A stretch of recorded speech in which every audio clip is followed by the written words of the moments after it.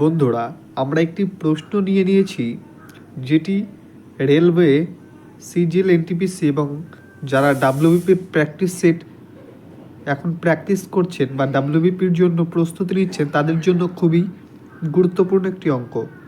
তো এই প্রশ্নটিতে বলা হয়েছে একটি পাত্রে ব্যাকটেরিয়ার সংখ্যা প্রত্যেক দিন দ্বিগুণ হয়। যদি 30শে নভেম্বর 2013 তারিখে পাত্রটি সম্পূর্ণ ভর্তি হয় তবে পাত্রটি অর্ধেক পূর্ণ হয়েছিল কবে? তো পাত্রটি প্রত্যেক দিন কিন্তু দ্বিগুণ হচ্ছে, তাই না? মানে ডে 1-এ যদি এ ভর্তি হয় তাহলে ডে 2-তে হয়ে যাচ্ছে দ্বিগুণ, মানে 2A। আবার ডে 3-তে কি হয়ে যাচ্ছে? এর দ্বিগুণ, মানে 4A। ডে 4-তে কি হয়ে যাচ্ছে?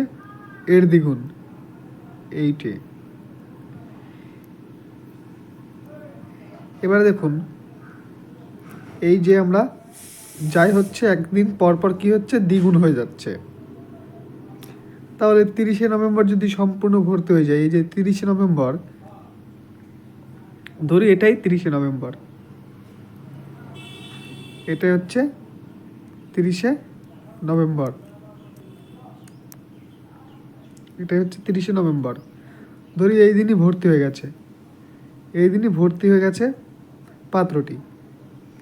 তাহলে পাত্রটি অর্ধেক ছিল কবে? তাহলে পাত্রটি অর্ধেক ছিল নিশ্চয়ই তার আগের দিন। আগের দিন অর্ধেক থাকবে, তারপর দিনই তো দ্বিগুণ হয়ে ভর্তি হয়ে যাবে, তাই না? তাহলে এটা যদি 30 তারিখ হয় তাহলে এটা কত তারিখ হবে? 29 তারিখ। তাহলে পাত্রটি 29 তারিখে অর্ধেক ছিল, তাহলে 29 নভেম্বর হয়ে যাবে প্রশ্নের সঠিক উত্তর। আবার এখানে এটা দিতে পারতো যে 29 তারিখে যদি অর্ধেক থাকে, 29 তারিখে যদি পাত্রটি অর্ধেক থাকে মানে 1/2 থাকে, তাহলে ভর্তি হবে কবে? তাহলে একদিন পরে ভর্তি হয়ে যাবে। তাহলে একদিন পরে দ্বিগুণ হয়ে মানে ভর্তি হয়ে যাবে। তাহলে 29 তারিখ যদি থাকতো যে অর্ধেক, তাহলে 30 তারিখে হয়ে যেত দ্বিগুণ। তো এটা দুভাবে দিতে পারতো। যাই হোক, যেভাবে ওদের ইচ্ছা দিয়েছে আমাদের উত্তরটা বার করতে হবে। তো এটা হচ্ছে সলভ। আশা করি বোঝাতে পারলাম।